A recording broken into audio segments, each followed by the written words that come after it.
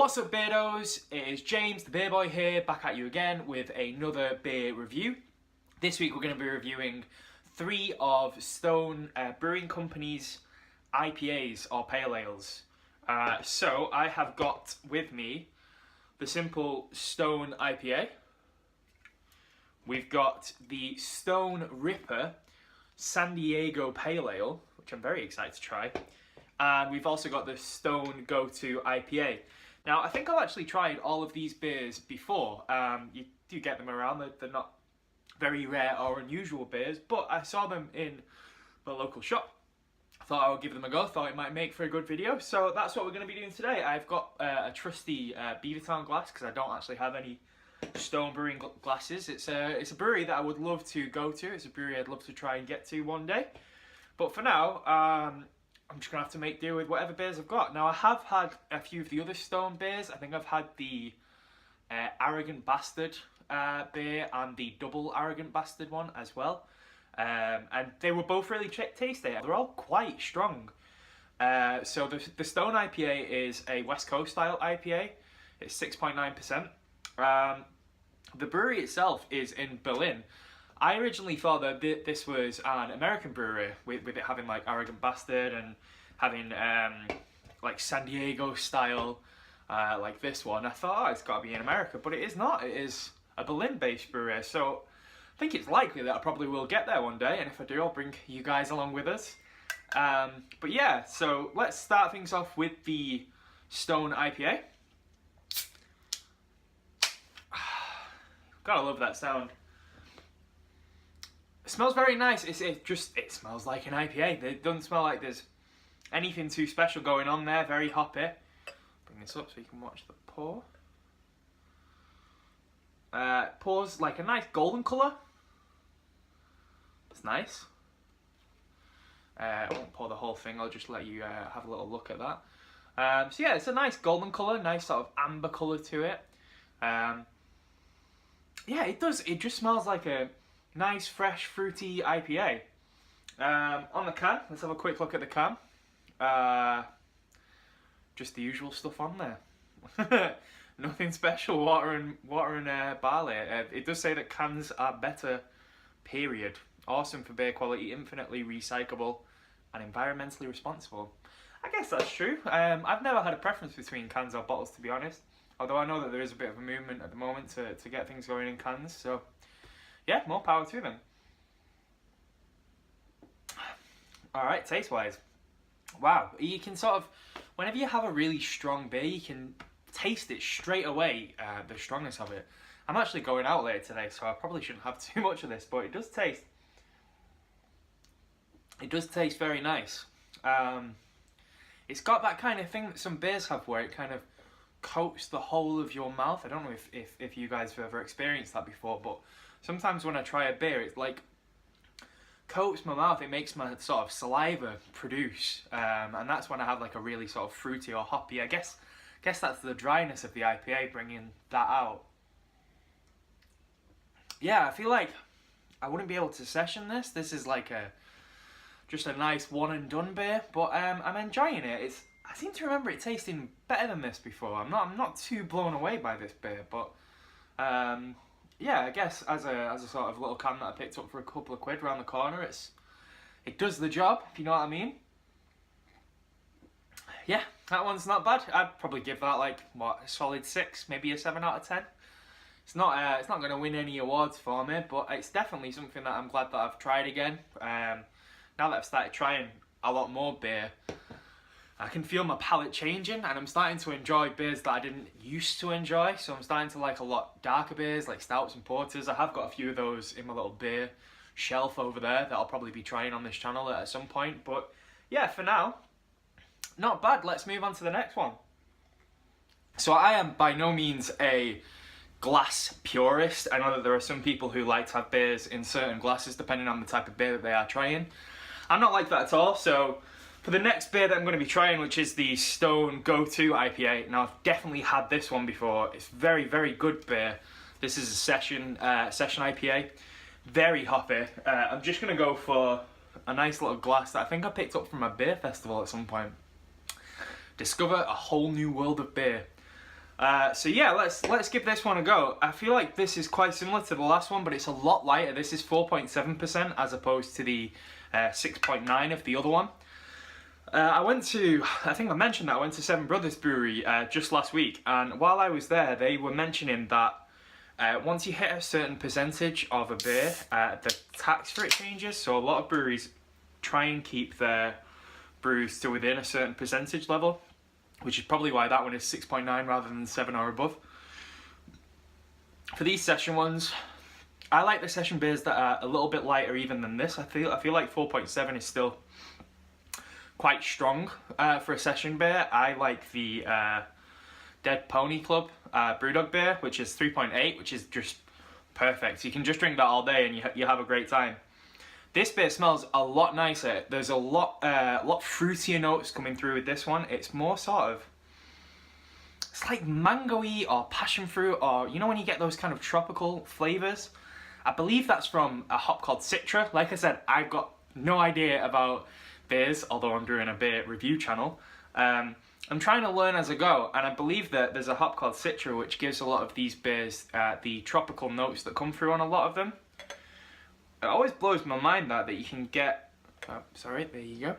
You can get these flavours coming through, even though there's no flavours in there. I know that some breweries do add like syrups or fruits or things like that to give them a certain flavour. But as far as I know, Stone don't, at least for this beer. But it still smells so tropical and so fruity. This one smells really good. It's a lighter colour. I don't know if you can see that. I've kept the other beer just up here so I can do a little comparison.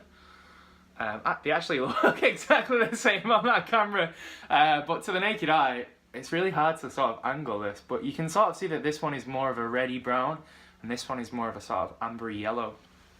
So yeah, let's give it a taste. It smells nice.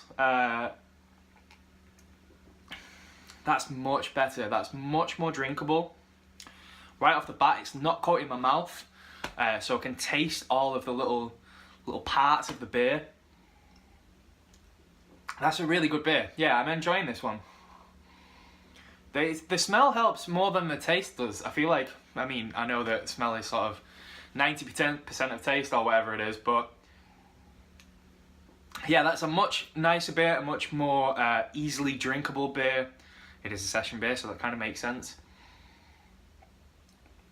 There's less complexity in the flavour than of that one, which I know people are kind of a fan of when beers are really complex and bring a lot of things to the table. This beer doesn't do that. This beer is just like, you know what you're having, it's a nice beer, drink it, enjoy it, there you go. So yeah, I'm a big fan of that one. That's probably a light 7, light to strong 7 maybe. Definitely nicer than the other one, so I'd go for a 7 with that.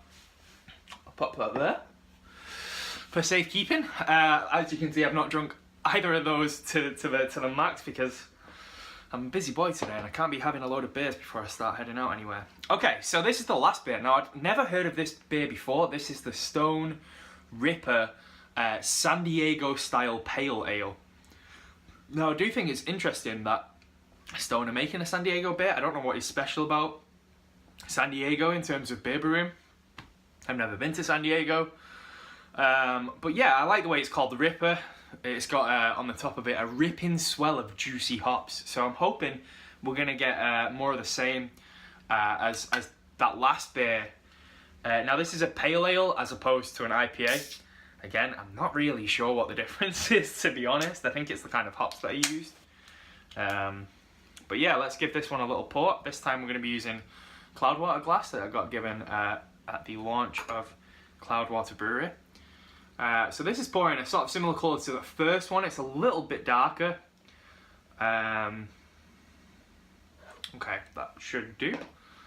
So I don't know if you can see that. That's a much more similar colour to the first one as opposed to the second. You look at the second there. Yeah, look at that. That's like a golden colour. That's like a sort of almost a red colour. Let's give it a smell test. There's not a lot of smell to this beer. The last couple were really pungent, but even when I started pouring this, I thought, this beer doesn't have a lot of smell to it. Not a smelly beer at all. Now, I don't know if that's a good thing or a bad thing. I would like to think you should have a nice strong smell to a beer if it's going to be a good beer. There's a little bit coming through. There's sort of a little bit of caramelly sort of, kind of a little bit of fruit, but not much at all. Let's give it a taste. And you know what? It does not have a lot of taste to it. I'm kind of surprised by this beer. I had a lot of hopes for this, particularly with it saying it's got a ripping swell of juicy hops. There ain't no ripping swell of juicy hops in here. It's not a bad beer. Like, I could definitely drink it, and I don't think I'd be disappointed if I ordered it from a bar. That's kind of the test that I like to give it. Like, if I went to a bar, would I want to order that beer? There are a few beers where I'm like, hell yeah, give me that Shindigger mango beer. I'm all over that. But this, I probably wouldn't go out of my way to get it because I know what it tastes like now, and it doesn't taste like a lot, to be honest. Maybe it's because the first two beers were so sort of strong and had such a flavour profile to them that I'm sort of missing out on this one. But all I can get is a kind of coppery aftertaste. Right on the tongue, it's like drinking water. And then as it goes through the mouth and back through the throat, I'm getting a sort of metallic copperiness at the end, which I do find with like lagers and stuff. You kind of do get that almost metallic aftertaste to them, and this is no different. So yeah, it's not bad per se, but it's not amazing, that's for sure. But I'm glad that I tried it. I've always wanted to try this one just because I think the can looks really cool. It's got like a sort of chromy metallic, I know it's a can, but it's got like a chromy metallic sort of bluey dark colour, and then all the orange and yellow around it. I thought, oh, that's going to be a good tropical beer, that, and it was not. So that's a bit of an underwhelming finale, but yeah, there you go. If I was going to rate these beers, I'd definitely put the Stone GoTo IPA first. That is the nicest beer of the three. Very fruity, very light, nice and drinkable. That's a good one. Second, I'd probably put just the simple Stone IPA.